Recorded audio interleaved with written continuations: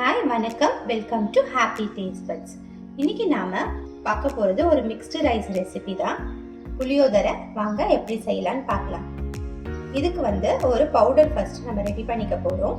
அப்புறமா புளி காய்ச்சல் பண்ணிக்கலாம். அதுக்கு நான் இன்னைக்கு ஒரு 1.5 டேபிள் ஸ்பூன் அளவுக்கு முழு தனியா எடுத்திருக்கேன். இது பேன் சூடாயிடுச்சு, நம்ம இதை ஆட் பண்ணிக்கலாம்.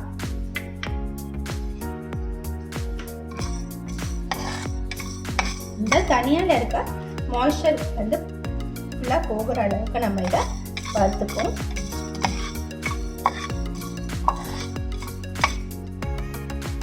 கூடவே நான் காஞ்ச மிளகா நான் 6 எடுத்திருக்கேன். என்னோட மிளகா காரமா இருக்கும், அதனால நான் 6 எடுத்திருக்கேன். நீங்க ஒரு 8 வரைக்கும் எடுத்துக்கலாம். இதையும் இதோட சேர்த்து வறுத்துப்போம்.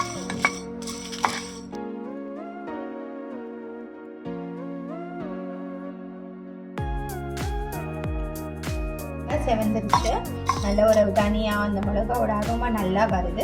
இந்த ஸ்டேஜில் இதை நம்ம எடுத்து ஒரு பிளேட்ல ட்ரான்ஸ்ஃபர் பண்ணிப்போம்.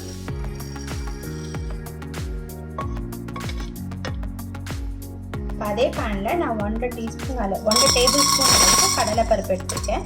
இப்போ நம்ம அதை ஆட் பண்ணிக்கலாம்.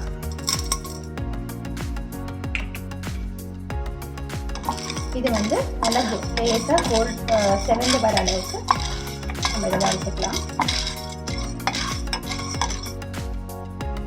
இது பாதி செவந்துருச்சு, ரோஸ்ட் ஆயிடுச்சு. கூடவே நான் 1 டேபிள் ஸ்பூன் அளவுக்கு உளுத்தப்பருப்பு எடுத்திருக்கேன். உளுந்தையும் இப்போ ஆட் பண்ணிப்போம்.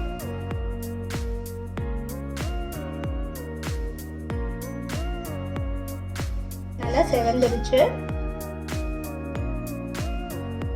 லைட் கோல்டன் ப்ரௌன் கலர்ல ஆயிடுச்சு. இப்போ நம்ம இதை பிளேட்ல ட்ரான்ஸ்ஃபர் பண்ணிப்போம். சேம் பிளேட்ல நான் ட்ரான்ஸ்ஃபர் பண்ணிக்கிறேன்.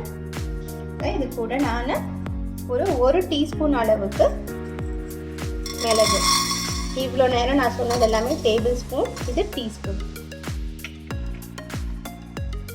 ஹோல் பெப்பர் கார்ன்ஸ், இதையும் ரோஸ்ட் பண்ணிக்கலாம். இதுவும் ரோஸ்ட் ஆயிடுச்சு, நம்ம இதையும் இந்த பிளேட்லேயே ட்ரான்ஸ்ஃபர் பண்ணிக்கலாம். நான் 1/2 டீஸ்பூன் அளவுக்கு வெந்தயம் நிறைய சேர்த்தா கசந்துடும், பார்த்து சேர்த்துக்கோங்க. இதையும் நம்ம லேசாக யூஸ் பண்ணிக்கலாம்.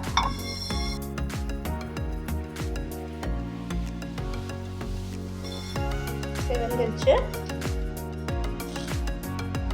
1 டேபிள் ஸ்பூன் அளவுக்கு எள்ளு, இதுவும் நம்ம செவந்து வர அளவுக்கு யூஸ் பண்ணிப்போம்.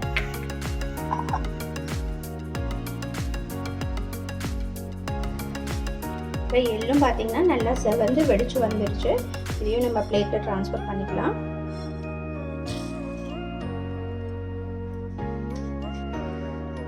ஸ்டவ் ஆஃப் பண்ணிட்டு இந்த சூட்லேயே ஒரு கொத்து கருவேப்பிலை, இது கூட கொஞ்சமா பெருங்காயம், நான் இன்னைக்கு கட்டி பெருங்காயம் எடுத்திருக்கேன்.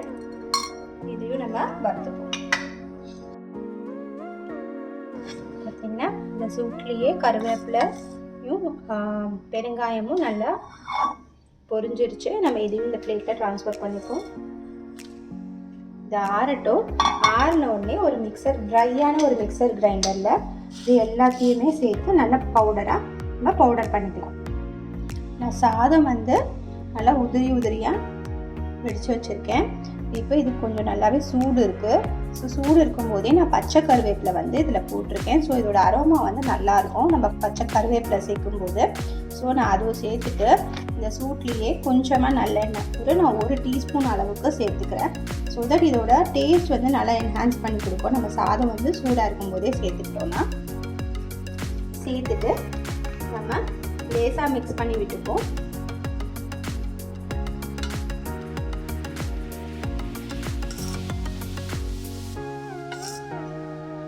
சாதம் ஒன்றோடு ஒன்று ஒட்டாது.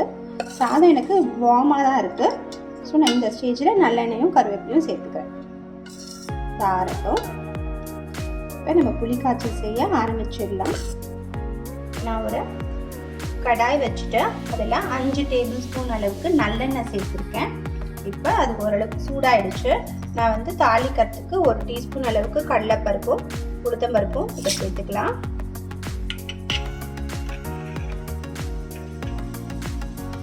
கூடவே 1 டீஸ்பூன் கடுகு, ஒரு 3 காஞ்ச மிளகாய், அதையும் நம்ம இப்போ சேர்த்துப்போம்.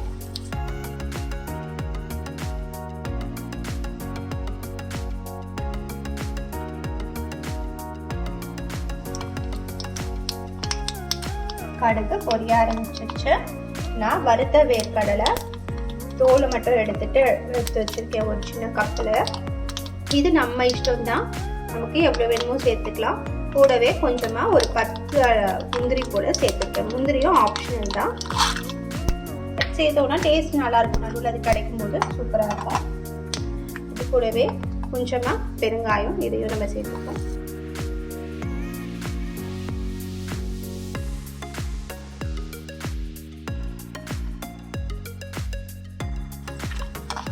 முந்திரி எல்லாமே நல்லா சிறந்து வந்துருச்சு.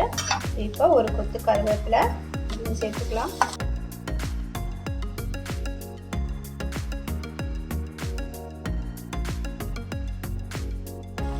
நான் ஃப்ளேமை சிம்ல ஆக்கிட்டேன். இப்போ புளி காய்ச்சல் நம்ம சேர்த்துப்போம். புளி தண்ணி பார்த்தீங்கன்னா 2 மீடியம் சைஸ் லெமன் அளவுக்கு புளி எடுத்து நான் நல்லா தண்ணியில் ஊற வச்சு, ரொம்ப தண்ணியாக கரைச்சிட்டிங்க அப்படின்னா நமக்கு அது கொதிச்சு சுண்டி வரத்துக்கு டைம் எடுக்கும். ஸோ அதனால் முடிஞ்ச அளவுக்கு நம்ம கம்மியான தண்ணியை அந்த ஜூஸை எக்ஸ்ட்ராக்ட் பண்ணுறதுக்கு பாருங்கள், இல்லைன்னா குக்கிங் டைம் இன்க்ரீஸ் ஆகும். ஒரு 1/2 டீஸ்பூன் அளவுக்கு டர்மரிக் பவுடர் சேர்த்துக்கலாம். இந்த புளி காய்ச்சலுக்கு தேவையான அளவு உப்பு, நான் கல் உப்பு சேர்க்குறேன். இது ஒரு டீஸ்பூனுக்கு கொஞ்சம் கூட இருக்கும். கலருக்காக கொஞ்சமாக நார்மல் பிளெயின் மிளகாத்தூள் நான் இது ஒரு 1/2 டீஸ்பூன் அளவு சேர்த்துக்கிறேன். இது நல்லா கொதிச்சு சுண்டி வரணும்.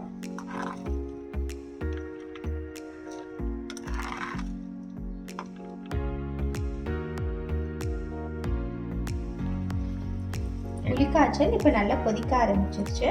ஆனால் இன்னும் நல்லா சுண்டி வரணும், அதுக்கு கொஞ்சம் டைம் எடுக்கும். சுண்டினதுக்கு அப்புறமா நம்ம பார்க்கலாம். புளிக்காய்ச்சல் ரெடி ஆகிடுச்சு. இதில் பார்த்தீங்கன்னா எண்ணெய் நல்லா பிரிஞ்சு சூப்பராக மேலே வந்துருச்சு. இதுவும் நல்லா சுண்டி வந்துருச்சு. எனக்கு இது 15 நிமிஷம் ஆச்சு இது கொதிக்கிறதுக்கு. 15லேருந்து ஒரு 18 நிமிஷம் கிட்ட ஆகும். எனக்கு இன்னைக்கு 15 மினிட்ஸ் ஆச்சு, நான் நோட் பண்ணிட்டேன். இதை ஆஃப் பண்ணிட்டோம்னா இன்னும் கொஞ்சம் இது திக் ஆகும். இதை ஆஃப் பண்ணிடலாம். ஆஃப் பண்ணிட்டு நம்ம சாதத்தோட கலந்துக்கலாம்.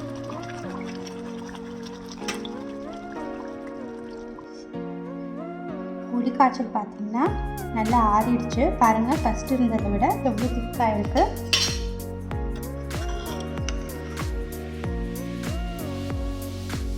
நமக்கு சாதம் ஆறிடுச்சு. நான் அரைச்சி வச்ச பொடி அதையும் காமிச்சு விடுறேன். நல்லா பவுடரை அரைச்சி எடுத்துகிட்டு வந்துட்டேன். இப்போ இதுலேருந்து நம்ம ஒரு 2 டீஸ்பூன் அளவுக்கு இப்போ நான் சேர்த்துக்கிறேன்.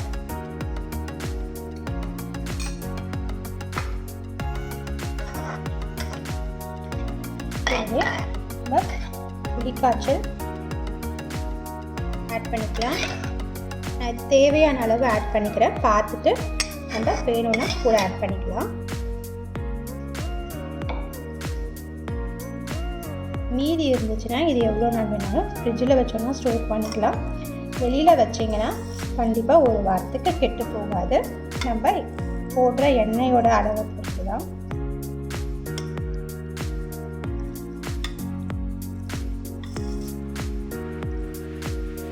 சாதத்தில் ஆல்ரெடி உப்பு போட்டு வடித்தாச்சு. அப்படி ஒரு வேளை சாதத்தில் உப்பு போடாமல் வடிப்பீங்கன்னா இந்த ஸ்டேஜில் இந்த சாதத்தோட கொஞ்சமாக பவுடர் சால்ட் சேர்த்துக்கோங்க.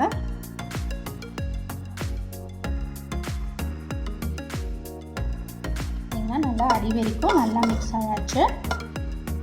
எனக்கு காரம் கரெக்டாக இருக்குது. இது பவுடர் இப்போ உங்களுக்கு காரம் வேணும்னா நீங்கள் பார்த்துட்டு சேர்த்துக்கலாம். ஃபஸ்ட்டே நிறைய சேர்த்துட்டிங்கன்னா ரொம்ப காரமாயிடும். மீதி இருக்க பவுடரையும் புளிக்காய்ச்சலையும் நம்ம செப்பரேட்டாக ஸ்டோர் பண்ணி வச்சுட்டு நம்ம எப்போ வேணாலும் சாதத்தோடு மிக்ஸ் பண்ணிக்கலாம். இது நல்லா ஒரு 1 to 2 hours ஊற வச்சுட்டு அதுக்கப்புறம் சாப்பிட்டிங்கன்னா சூப்பராக இருக்கும். நம்ம டெம்பிள் ஸ்டைல் புளியோதரை ரெடி ஆகிடுச்சு. இப்போ நான் இப்போ சர்வ் பண்ணிக்கிறேன்.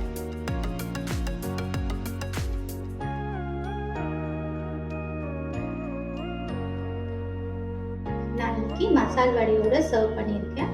நீங்களும் இதை கண்டிப்பாக ட்ரை பண்ணி பாருங்கள். ட்ரை பண்ணி பார்த்துட்டு எப்படி வந்துச்சுன்னு எனக்கு சொல்லுங்கள். இந்த ரெசிபி உங்களுக்கு பிடிச்சிருந்துச்சுன்னா லைக் பண்ணுங்கள், ஷேர் பண்ணுங்கள், மறக்காமல் நம்ம சேனலுக்கு சப்ஸ்கிரைப் பண்ணுங்கள். தேங்க்யூ.